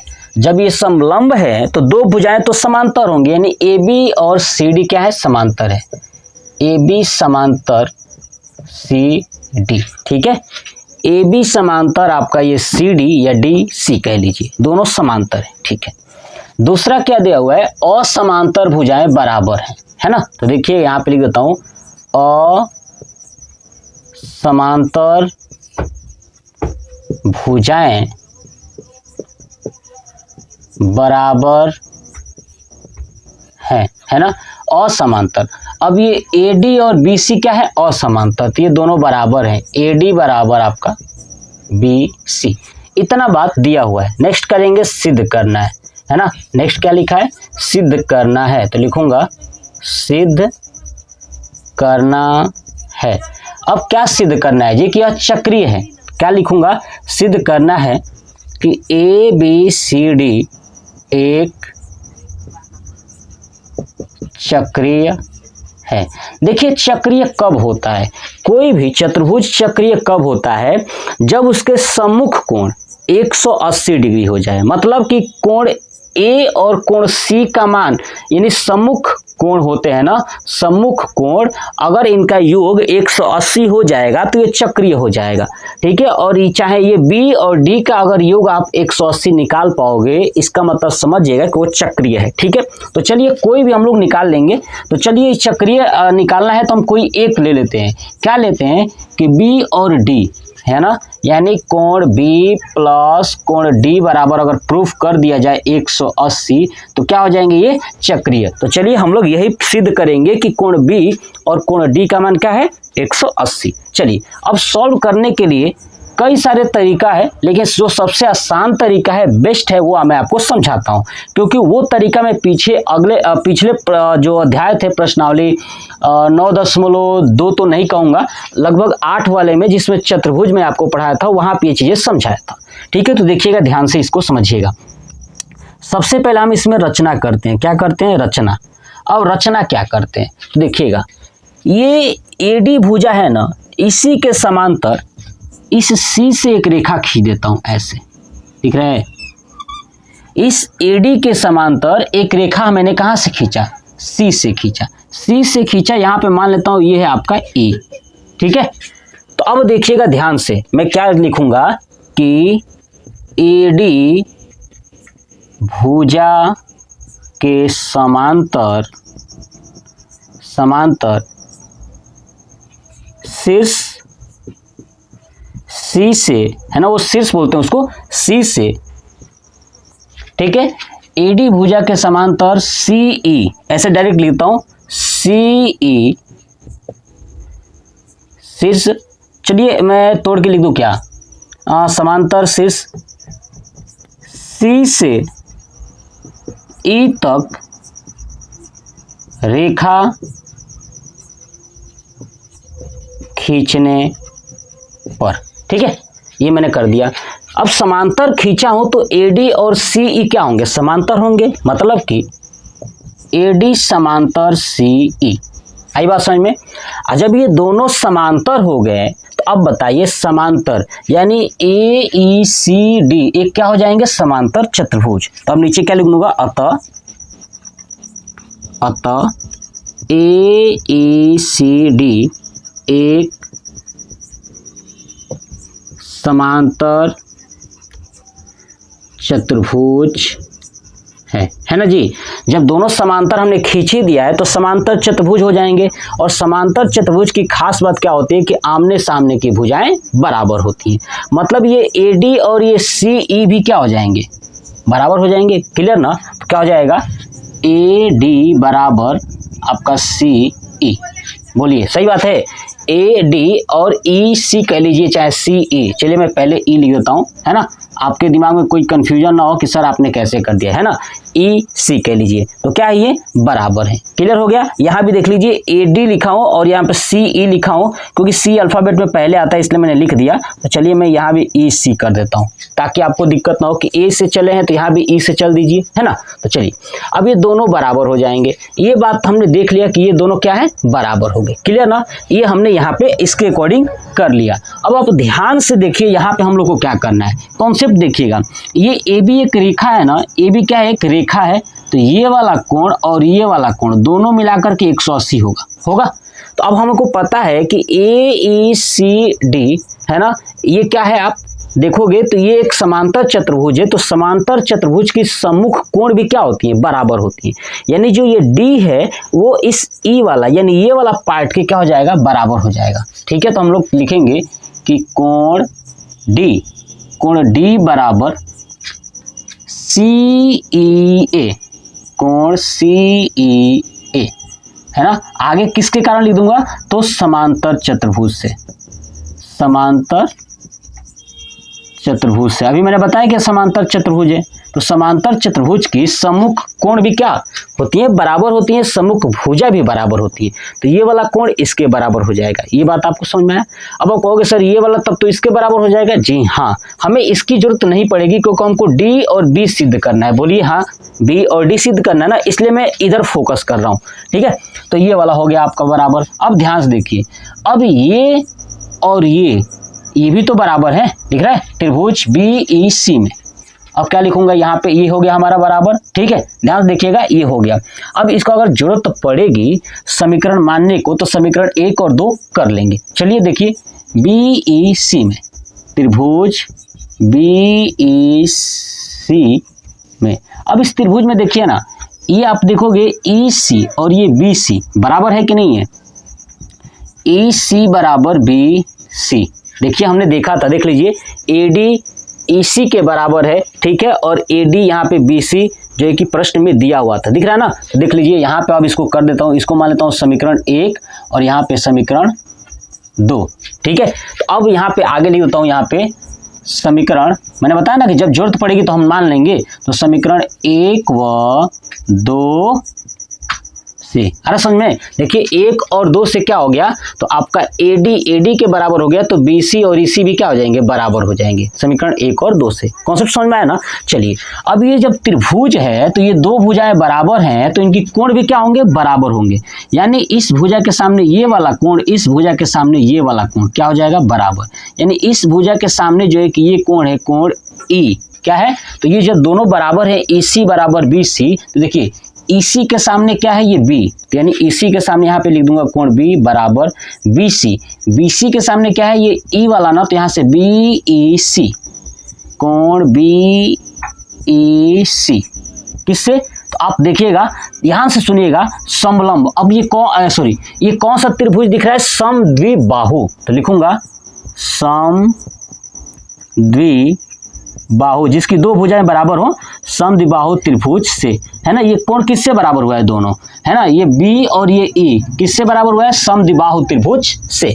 हो गया, ये कॉन्सेप्ट समझ में आ गया। चलिए अब आप नोटिस कीजिए, मेरी बातों को ध्यान से देखिएगा, ध्यान से देखिएगा। आप क्या देखोगे कि ये AB एक रेखा है ना, ए बी एक रेखा है तो देखिएगा यहाँ से अगर मैं आपको दिखाऊं कि देखिएगा सी ई ए और बी ई सी दोनों का योग कितना होगा 180। तो नीचे लिखूंगा अतः कोण सी ई ए प्लस बी ई सी, कोण बी ई सी बराबर 180 डिग्री। कैसे होगा तो आगे लिख देता हूँ रैखिक युग्म से, ठीक है, या रैखिक कोण से, ठीक है, ये लिख सकते हैं, ठीक है। चलिए अब रैखिक युग्म से, ठीक है, या रैखिक कोण से आप जो लिखना चाहे लिख लीजिएगा। अब देखिए दोनों कोणों का योग कितना होगा 180। अब देखिएगा ध्यान से, हमको तो चाहिए बी और डी ना, तो देखिएगा सी ई ए के बदले क्या है कोण डी, तो यहाँ पे लिख दूंगा कोण डी प्लस बी ई सी के बदले क्या है ना, बराबर है ना दोनों, यहाँ पे देख लीजिए कोण बी, तो कोण बी बराबर 180 डिग्री हो गया। देखिए सेम आया ना ये, बस यही आपको लॉजिक देखना था। अब क्या कहूँगा, इसलिए ए बी सी डी एक चक्रीय है ना, ए बी सी डी एक क्या है चक्रीय है। हो गया, बस यही प्रूफ करना था। देखिए क्वेश्चन नंबर 8 कितना आसान है, बस आपको समझना था। जो स्टूडेंट समझ जाएंगे वो प्रश्नों को यूं उड़ा देंगे, ठीक है। तो आप एक काम करिए, इसका स्क्रीनशॉट ले लीजिए कि दो वृत्त दो बिंदुओं बी और सी पर प्रतिच्छेद करते हैं, ठीक है। देखिए दो वृत्त हैं, एक ये वाला वृत्त है और एक ये छोटा वाला वृत्त है।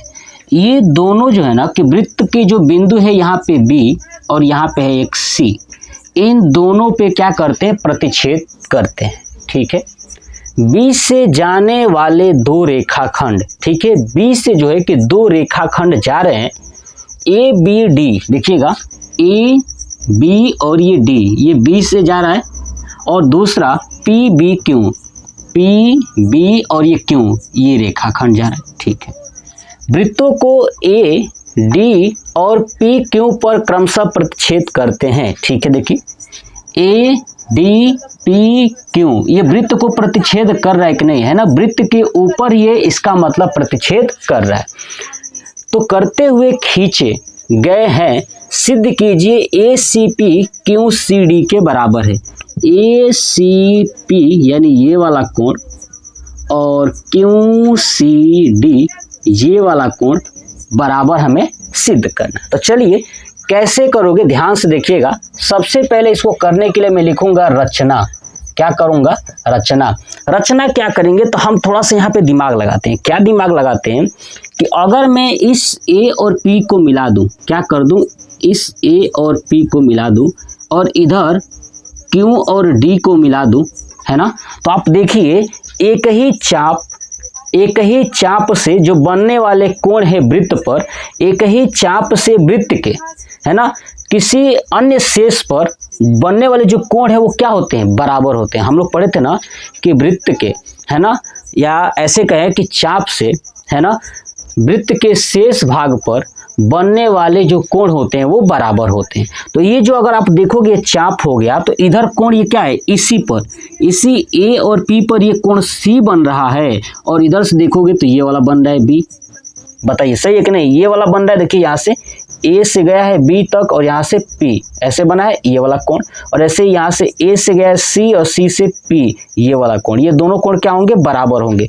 सेम ऐसे ही इसी तरह क्यू और डी वाला, तो क्यू और डी वाला ये जो कोण सी है ना, ये देखिए क्यू सी डी बना है इस पे ना, ऐसे ही क्यू बी डी और ये वाला कोण, ये दोनों क्या होंगे, बराबर होंगे। तो बस अब आप ध्यान से देखिए, रचना में क्या लिखूंगा कि ए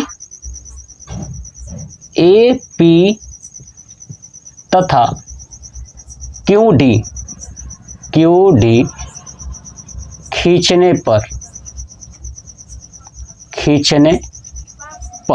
अब खींचोगे तो ये दोनों क्या होंगे, जीवा होंगे, ठीक है।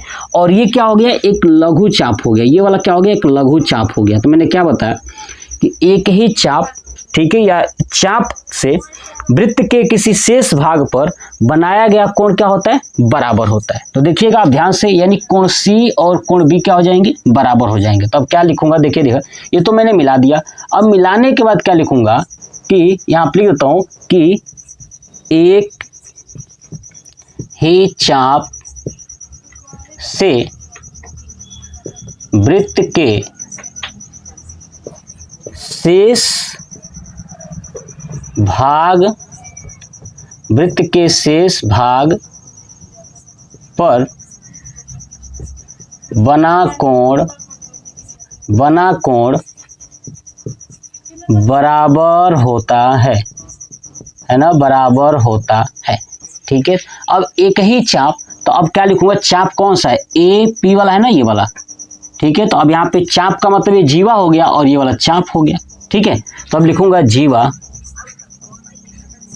ए पी से, है ना, किससे, ए पी से। तो ये कोण सी और कोण बी क्या होंगे, बराबर। तो ए सी पी, यानी कोण ए सी पी बराबर, ऐसे ही ए बी पी, कोण ए बी पी, ये क्या हो जाएंगे, बराबर। इसको मान लूंगा समीकरण 1। ऐसे ही जीवा, अब दूसरा वाला देखिए उधर, जीवा कौन सा लीजिए, क्यू डी से, क्यू डी से। तो उसमें क्या होगा, देखिएगा कि क्यू सी डी बराबर, उसके बाद आपका ये, तो क्यू बी डी, कोण क्यू बी डी, ये मान लेता हूं समीकरण 2। ये हो गया हमारा समीकरण 1 और समीकरण 2 हमारा उससे बन गया। अब आप थोड़ा सा दिमाग लगाइए, हमको प्रूफ करना है कि ये वाला और ये वाला क्या होंगे, बराबर होंगे, यही तो सिद्ध करना था। ठीक है, ये सिद्ध करना है कि ए सी पी बराबर क्यू सी डी, ए सी पी। अब देखिए यहाँ पे ये दो रेखा है ना, एक ए बी डी और पी बी क्यू, ये रेखा है ना, कहा हुआ था कि दो रेखाखंड ए बी डी और पी बी क्यू रेखाखंड है ना। तो लिखूंगा क्या कि दो रेखाखंड कौन सा है, ए बी डी तथा पी बी क्यू, ठीक है, में। अब ये दो रेखाखंड है। अब देखिए ना, ये दोनों रेखाखंड जो बिंदु बी पर प्रतिच्छेद कर रहे हैं, तो ये वाला कोण और ये वाला कोण आपस में बराबर होगा शीर्षाभिमुख से। देखिएगा ये एक है ये वाला, तो ये वाला कोण और ये वाला कोण बराबर हो जाएंगे शीर्षाभिमुख से। ठीक है, तो ये दो रेखाखंड है ना, इन दोनों रेखाखंड जो कि जहाँ पे कट करें वो बिंदु बी है, तो ये सीधा है और ये भी सीधा है, तो ये वाला कोण और ये वाला कोण क्या होंगे, बराबर होंगे। मतलब कि ए बी पी है ना, कोण ए बी पी बराबर कोण B Q Q B D, Q B D, ये बराबर हो जाएंगे। क्यों बराबर होंगे, तो आगे लिख देता हूं, शीर्षाभिमुख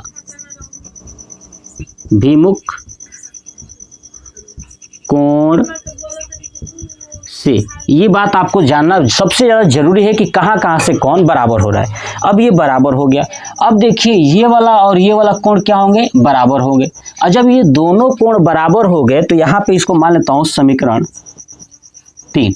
अब समझिए ध्यान से, ये वाला इसके बराबर था, ये वाला इसके बराबर था, आई बात समझ में। ठीक है, और ये दोनों जब बराबर हो गए, जब ये इसके बराबर था, ये दोनों जब बराबर हो गए, तो इसका मतलब सब आपस में क्या हो जाएंगे, बराबर हो जाएंगे। यानी कह सकता हूं कि समीकरण 1, 2 व 3 से। अब देखिएगा ध्यान से, क्यू बी डी के जगह पे क्या हो जाएगा, ए बी पी यहाँ पे हो जाएगा।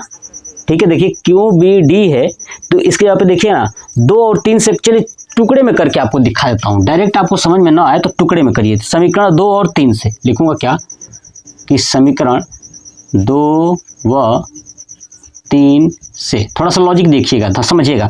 देखिए ये 3 है और ये 2 है, ये क्यू बी डी दोनों में बराबर है। इसका मतलब क्यू सी पी और ए बी पी क्या हो जाएंगे, बराबर हो जाएंगे ना। क्यू सी पी और ये ए बी पी बराबर हो जाएंगे। ठीक है, तो 2 और 3 से, यानी कह सकता हूँ कोण क्यू सी पी बराबर कोण ABP हो जाएगा, ये बराबर हो गया। अब इसको मान लेता हूँ समीकरण 4।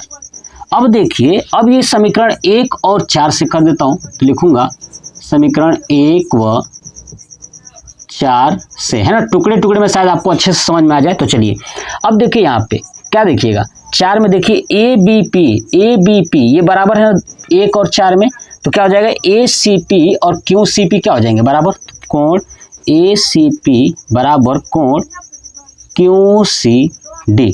यही तो सिद्ध करना था, देखिएगा सिद्ध करना यही तो हो जाएगा प्रूफ। लेकिन इसको सिद्ध करने के लिए आपको ये बातें समझना पड़ेगा, ठीक है। तो आप इसका स्क्रीनशॉट ले लीजिए। यदि किसी त्रिभुज की, है ना, यदि किसी त्रिभुज की दो भुजाओं को व्यास मानकर वृत्त खींचे जाएं, ठीक है। देखिए एक त्रिभुज होगी और उस त्रिभुज की ना दो भुजाओं को ना व्यास मान करके आपको वृत्त खींचना है, ठीक है। तो देखिएगा एक त्रिभुज बनाता हूं। ये जो है कि हमारे पास एक त्रिभुज है, ठीक है। अब इसका नामकरण कर देता हूं, ये है आपका A, B और ये C, ठीक है। अब इनमें से कोई भी दो भुजा ले लीजिए। देखिए एक ये भुजा ले लेता हूं और एक ये भुजा ले लेता हूं, ठीक है, दो भुजा। अब इन दोनों भुजाओं को व्यास मानकर क्या खींचा जाए, वृत्त खींचा जाए। अब देखिए इस भुजा का यहाँ पे केंद्र होगा ना, तो केंद्र से जाने वाली रेखा ही व्यास होती है, ठीक है। तो यहाँ से मैं क्या करता हूँ, एक वृत्त ऐसे खींच देता हूँ। ये बात आपको समझ में आ रहा है, ऐसे मैंने खींच दिया, ठीक है। आप जो गोला प्रकार आता है ना, आप उससे खींचिएगा, अच्छा खींच पाएंगे, ठीक है। चलिए उसके बाद क्या कह रहा है कि जो दूसरी भुजा है ना, दूसरी भुजा मैं इसको मान लेता हूँ, ठीक है। देखिएगा थोड़ा सा अच्छे से खींच दूँ ऐसे, ठीक है। और ये दोनों यहाँ पे ऐसे मिली हुई, ठीक है। देखिए अब ये हो गया हमारा। अब दूसरी भुजा इस BC को मैं मान करके यहाँ पे मान लीजिए कि इसका कहीं केंद्र होगा, कहीं ना कहीं इसका केंद्र होगा, ठीक है। तो यहाँ पे केंद्र मान लेता हूँ। अब इसको हम क्या करते हैं, यहाँ भी एक क्या करते हैं, एक वृत्त ड्रॉ कर देते हैं, ठीक है। एक क्या करते हैं, एक वृत्त ड्रॉ कर देते हैं, ठीक है। इसको मैंने ऐसे, पिक्चर पे मत जाइएगा क्योंकि अब देखिए मेरे पास स्केल तो है नहीं कि मैं करेक्ट बना पाऊंगा, ठीक है। तो मैं कोशिश कर रहा हूँ कि आपको बस समझा पाऊँ, ठीक है। ये मैंने बना दिया दो वृत्त, ठीक है। चलिए तो कह रहा है कि तो सिद्ध कीजिए कि इन वृत्तों का प्रतिच्छेद बिंदु देखिए तीसरी भुजा पर स्थित है, ठीक है। देखिए अब ये जो वृत्त बना है तो इसका जो प्रतिच्छेद बिंदु यहाँ पे है ना, ठीक है। ये क्या कह रहा है कि तीसरी भुजा जो नीचे वाला ये AB है, इसके ऊपर ही स्थित है, ये हमें सिद्ध करना है। ये बात आपको समझ में आ गया। चलिए ध्यान से मान लेता हूँ कि ये प्रतिच्छेद बिंदु जो है कि आपका P है, क्या है, P है। तो रचना करेंगे, ध्यान सुनिए, रचना क्या करेंगे कि इस P को इस C से मिला देंगे। देखिएगा ऐसे मैंने मिला दिया, ठीक है, मिला दिया। चलिए तो हम अब जो चीज़ किए हैं वो पहले लिखेंगे, ठीक है। देखिएगा ध्यान से, क्या लिखूंगा कि दिया है, क्या दिया है कि किसी त्रिभुज की दो भुजाओं को व्यास मानकर वृत्त खींचा जाए, ठीक है। तो त्रिभुज की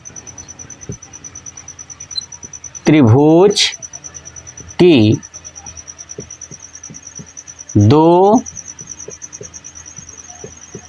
भुजाओं को व्यास मानकर वृत्त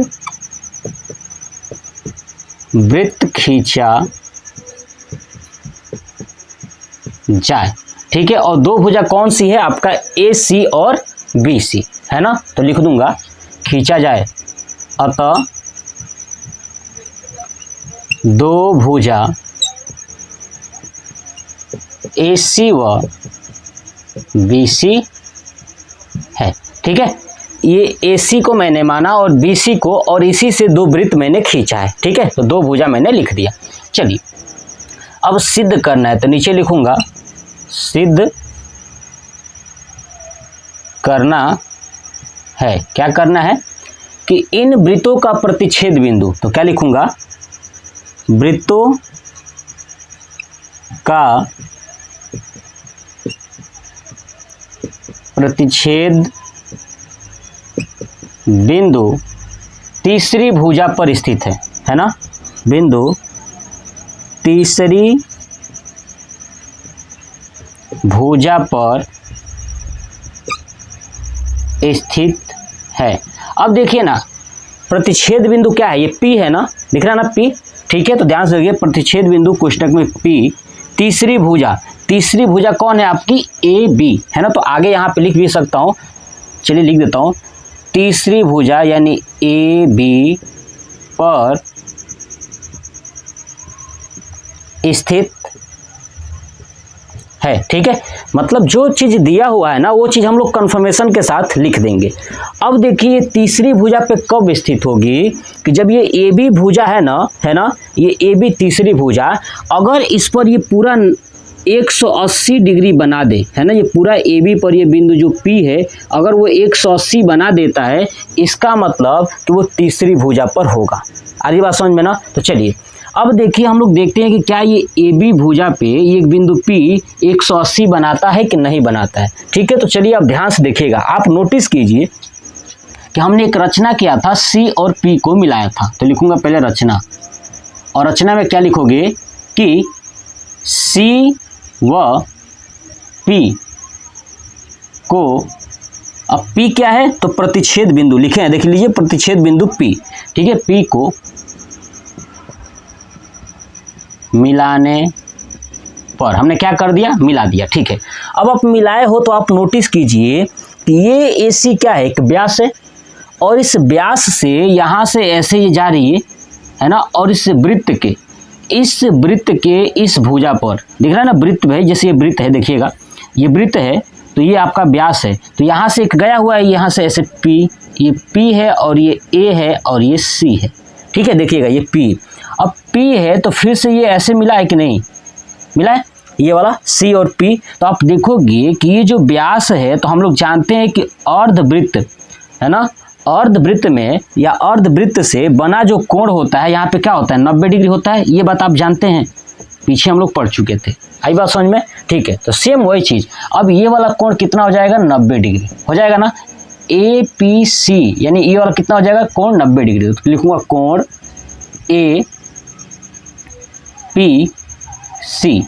APC बराबर 90 डिग्री हो गया। 90 डिग्री क्यों 90 डिग्री हो, तो आगे लिख दूंगा कि अर्धवृत्त से बना कोण, ठीक है, समकोण होता है, समकोण होता है, लिख दिया ये। तो APC बराबर 90 हो गया। ऐसे ही इधर देखिए ना, इधर इस वाले वृत्त के लिए है ना, BPC, कोण BPC बराबर भी कितना हो जाएगा, 90 डिग्री। और सेम यही अर्धवृत्त से बना कोण क्या होता है, समकोण होता है। अब ये भी आपका मान आ गया 90 डिग्री, और ये भी आ गया 90 डिग्री। तो अब क्या करेंगे कि ध्यान सुनिए कि अब हम इन दोनों को जोड़ेंगे, ठीक है। तो इसको मान लेता हूँ समीकरण 1, और इसको मान लेता हूँ समीकरण 2, आप आगे मान लीजिएगा, ठीक है।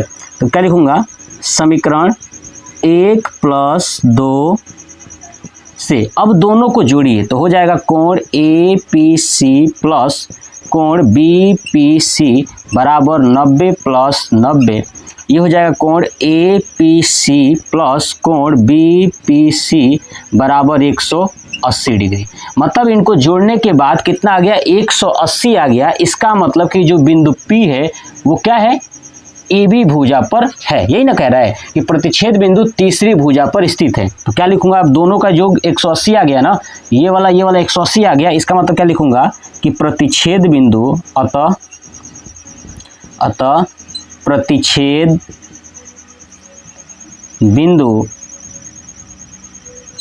बिंदु तीसरी भुजा AB पर स्थित है ना, तीसरी भुजा AB पर स्थित है। ये हो गया प्रूव्ड। बस यही आपको करना था और ये पूरा कंप्लीट हो गया। उभयनिष्ठ कर्ण AC वाले, ठीक है, दो समकोण त्रिभुज ABC और ADC है, ठीक है। देखिए दो समकोण त्रिभुज है, मतलब समकोण त्रिभुज क्या होता है कि ऐसा त्रिभुज जिसका एक कोण 90 डिग्री हो, है ना, और उसका अगर दो समकोण त्रिभुज है तो उनका जो कर्ण होगा उभयनिष्ठ होगा और उसका नाम भी दिया हुआ क्या होगा, आपका AC होगा। तो सिद्ध कीजिए कि कोण CAD बराबर कोण CBD है। तो चलिए देखते हैं। पहले तो उभयनिष्ठ एक कर्ण खींचता हूँ।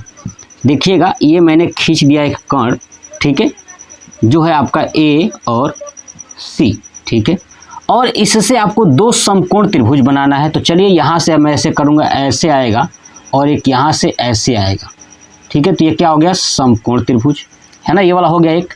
दूसरा आपका जाएगा इधर, तो मैं ऐसे कर देता हूँ, यहाँ पे ऐसे हो गया और एक ऐसे हो गया, यहाँ भी हो गया एक समकोण त्रिभुज, ठीक है।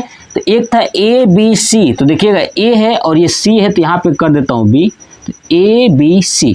दूसरा ADC, A और इसको कर देता हूँ D, तो ये हो गया C। समझ आ गया। चलिए समकोण त्रिभुज है तो सिद्ध कीजिए कि कोण CAD, CA और ये D यानी ये वाला कोण, और CBD, CB और ये D यानी अगर हम इसको मिला दे ऐसे करके, ठीक है, तो ये वाला कोण बताना है कि ये दोनों कोण क्या होंगे, आपके बराबर होंगे। आई बात समझ में। चलिए तो चलिए हम लोग समझते हैं। देखिएगा कि अब लिखेंगे उभयनिष्ठ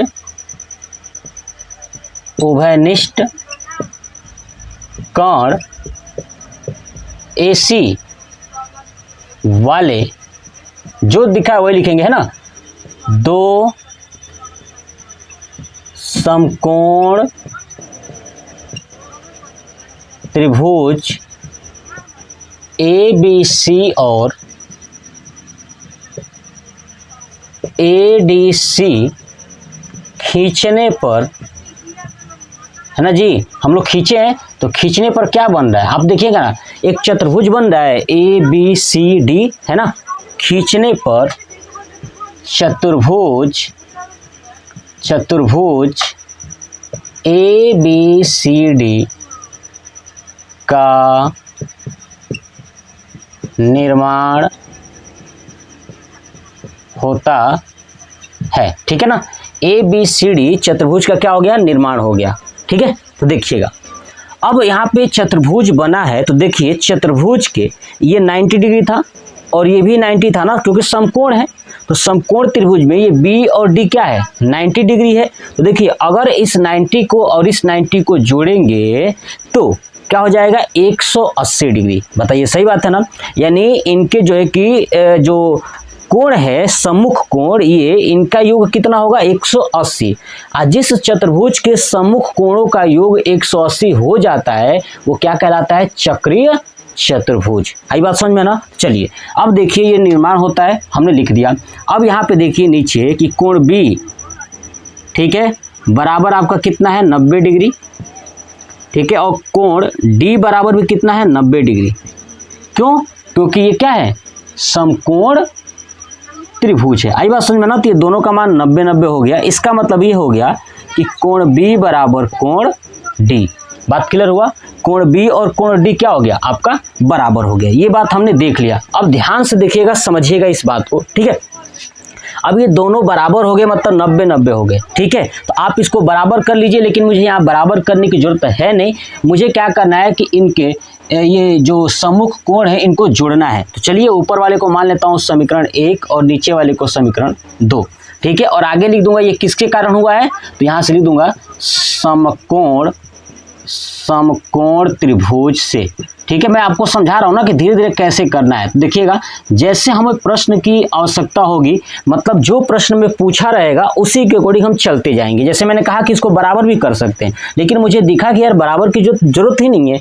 अगर मैं इनको जोड़ दूँ तो जोड़ने के बाद 180 आ जाएगा। तो इसका मतलब कह सकता हूँ कि ABCD क्या है, एक चक्रीय चतुर्भुज है, ठीक है। तो देखिए क्या लिखूंगा, समीकरण 1 + 2 से। तो क्या हो जाएगा, कोण बी प्लस कोण डी बराबर आपका हो जाएगा 90 प्लस 90, यानी कोण बी प्लस कोण डी बराबर हो जाएगा आपका 180 डिग्री। अब ये क्या हो गया, सम्मुख कोण 180 हो गए, है ना। तो लिखूंगा क्या कि चतुर्भुज ए बी सी डी में सम्मुख कोणों का योग 180 डिग्री है, अतः यह एक चक्रीय चतुर्भुज है। क्या है ये, यह एक चक्रीय चतुर्भुज है। कौन सा है, ए बी सी डी। अब चक्रीय चतुर्भुज है तो इसको चक्रीय बना देता हूं ऐसे, ठीक है, ऐसे मैंने बना दिया ये चक्रीय चतुर्भुज, ठीक है, बन गया। अब चक्रीय चतुर्भुज बन गया तो हमको बताना है कि ये सी ए डी है ना जी, और आपका सी बी डी ये वाला कोण बराबर होंगे। अब आप देखिए, अगर ये चक्रीय चतुर्भुज हो गया तो क्या आपको ये सी डी जीवा दिखाई दे रही है क्या, देखिएगा ध्यान से, ये चक्रीय चतुर्भुज है तो यहाँ पे ये वाला है सी और डी, ठीक है। अब इसी से ये बना हुआ है ऐसे, देखिएगा ऐसे बना हुआ है, यहाँ पे बी है आपका और इधर से ऐसे बना हुआ है, ये है आपका ए, यानी ये वाला कोण और ये वाला कोण। बताइए क्लियर हुआ, देख लीजिए ये वाला कोण और ये वाला कोण, ये है ना।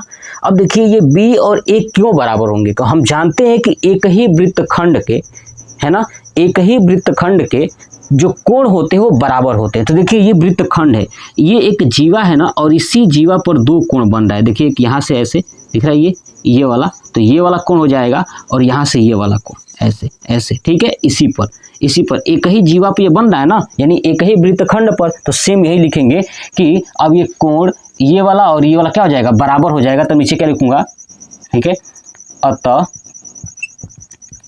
कोण सी ए डी बराबर कोण सी बी डी क्या हो जाएंगे, बराबर हो जाएंगे। नीचे लिख दूंगा क्योंकि कारण में क्या देंगे, क्योंकि एक ही वृत्तखंड के कोण बराबर होते हैं। ये बात समझ में आ गया। कारण ये है कि एक ही वृत्तखंड के कोण क्या होते हैं, बराबर होते हैं।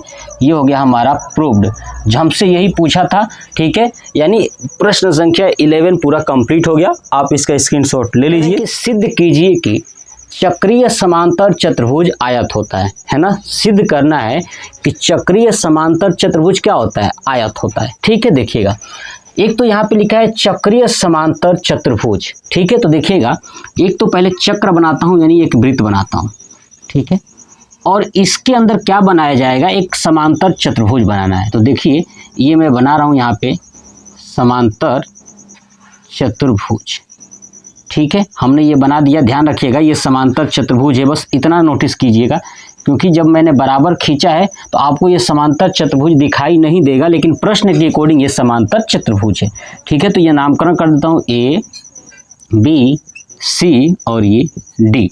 तो बताना है कि चक्र के अंदर जो समांतर चतुर्भुज है वो क्या होता है, आयत होता है। क्या होता है, आयत होता है। तो आयत के लिए क्या सिद्ध करना होगा कि हम जानते हैं कि ये सभी कोण का मान अगर 90 डिग्री आ जाए, है ना, या इस चक्र के अंदर किसी एक कोण का मान अगर हम 90 डिग्री सिद्ध कर दें, चाहे बी चाहे सी चाहे डी चाहे ए, है ना, तो वो क्या हो जाएगा, आयत हो जाएगा, ठीक है। तो ये हमारा हो गया। अब ध्यान से देखिए, सबसे पहले क्या लिखूंगा कि दिया है। अब क्या दिया है, दिया है कि चक्रीय समांतर चतुर्भुज। तो क्या लिखूंगा, चक्रीय समांतर चतुर्भुज, चक्रीय समांतर चतुर्भुज क्या है, ए बी सी डी में, है ना, ए बी सी डी में, है ना, ये चक्रीय है। आज समांतर चतुर्भुज है तो हमको पता चल गया कि चक्रीय है। जब ये चक्रीय है तो नोटिस कीजिए कि चक्रीय समांतर चतुर्भुज ए बी सी डी है, तो समांतर चतुर्भुज के आमने सामने के जो कोण होते हैं वो बराबर होते हैं, यानी सम्मुख कोण क्या होते हैं, बराबर होते हैं, और सम्मुख भुजाएं भी क्या होती है, बराबर होती है। ठीक है, तो समांतर चतुर्भुज हो गया। समांतर चतुर्भुज में, अब समांतर चतुर्भुज में क्या हो जाता है, तो ए बी है ना, ए बी जो है किसके बराबर होगा, आपका सी डी के बराबर होगा, और दूसरा आपका ए डी जो है कि बी सी के बराबर होगा। नेक्स्ट है कोण क्या होंगे, कोण भी आपस में बराबर होंगे, है ना जी। सम्मुख कोण ये बी डी के बराबर होगा और ए सी के बराबर होगा। ठीक है, तो हम किसी एक को लेके चलेंगे, चाहे बी और डी को ले लीजिए, चाहे ए और सी को ले लीजिए, है ना। किसी एक ही का ना सिद्ध करना है 90 डिग्री, तो किसी एक को लेके चलते हैं, ये कॉर्नर वाले को लेके चलते ए और सी। ठीक है, तो नीचे क्या हो जाएगा, यानी कोण ए बराबर कोण सी, ये क्या हो जाएगा, समांतर चतुर्भुज थे, है ना। तो ये समांतर चतुर्भुज से हो रहे हैं, ये भी और ये भी चक्रीय समांतर चतुर्भुज से। ठीक है, तो ये हो गया कोण बराबर। अब देखिए, आप ध्यान से देखिए, एक तो ये चक्र के अंदर है, क्या है, ये चक्र के अंदर है, तो ये जो बराबर हुआ है, ठीक है। तो अब देखिए चक्रीय समांतर चतुर्भुज ए बी सी डी में हमने किया है, लेकिन हमने ये जो निकाला वो किसके अकॉर्डिंग निकाला, समांतर चतुर्भुज से। तो आगे लिख दूंगा यहाँ पे समांतर चतुर्भुज से। आई बात समझ में ना, ये मैं निकाल दिया किससे, समांतर चतुर्भुज से, क्योंकि ये समांतर चतुर्भुज के प्रॉपर्टीज है ना जी, ये वाला। ठीक है, तो अब ये प्रॉपर्टी है। अब यहाँ पे देखिए आप मेरी बात को ध्यान से, अब ये चक्रीय समांतर चतुर्भुज ए बी सी डी में हमने तो लिखा था, ठीक है, और ये मैंने लिख दिया किससे, समांतर चतुर्भुज से। अब देखिएगा ध्यान से कि चक्रीय समांतर चतुर्भुज क्या होता है कि उसके सम्मुख कोणों का योग 180 डिग्री हो, है ना। तो नीचे क्या लिखूंगा कि कोण बी प्लस कोण डी, है ना, बराबर 180 डिग्री। बोलिए, बी वाले नहीं लेता हूं, मैंने किसको लिया है, ए और सी को लिया है ना, तो चलिए ए और सी ले लेता हूं। ठीक है, तो कोण ए प्लस कोण सी बराबर 180 डिग्री। अब ध्यान से देखिए, ये किस में हुआ है, तो ये चक्रीय है ना चतुर्भुज से, ये किस में हुआ है, चक्रीय चतुर्भुज से। हम लोग जानते हैं ना कि चक्रीय चतुर्भुज का क्या होता है कि सम्मुख कोणों का योग 180 डिग्री होता है। बात क्लियर हुआ, तो चलिए अब ये हो गया। अब देखिए ए प्लस सी, अब देखिए ए और सी क्या है, बराबर है, तो जहां ए है वहां सी रख दीजिए, चाहे जहां सी है वहां ए रख दीजिए, तो कोई भी रख लेता हूं। चलिए कोण ए को ए रहने देता हूं, कोण सी को रख दूंगा कोण ए बराबर 180 डिग्री। अब इसको जोड़ेंगे तो हो जाएगा 2 कोण ए बराबर 180 डिग्री। तो बताइए कोण ए बराबर हो जाएगा 180 बटे में 2, यानी हो जाएगा 90 डिग्री, यानी कोण ए बराबर 90 डिग्री। यानी ये वाला मान कितना आ गया, तो 90 आ गया। जब एक कोण 90 हो गया तो क्या लिखूंगा कि अतः चतुर्भुज, है ना, चक्रीय समांतर चतुर्भुज, है ना, अतः चक्रीय समांतर चतुर्भुज, ठीक है, एक आयत है। प्रूफ हो गया। ठीक है, यही था हमारा प्रश्न संख्या 12 पूरा कंप्लीट हो गया। कुछ था ही नहीं इसमें, बस आपको थोड़ा सा लॉजिक लगाना था और उस लॉजिक के थ्रू आप इस प्रश्नों को सॉल्व आसानी से कर लोगे। ठीक है, तो आप इसका स्क्रीनशॉट ले लीजिए। यानी ये पूरा जो प्रश्नावली था 9.3 ये पूरा कंप्लीट हो गया, और साथ ही साथ ये चैप्टर जो था वृत्त ये भी पूरा कंप्लीट हो गया। नेक्स्ट चैप्टर के लिए आप लोग तैयार रहिएगा। उससे पहले मैं आपको कॉन्सेप्ट सिखाऊंगा, उसके बाद उस चैप्टर को सॉल्व कराऊंगा। ठीक है, तो आप कमेंट बॉक्स में कमेंट करके बताइएगा कि आपको ये वीडियो कैसा लगा। जय हिंद।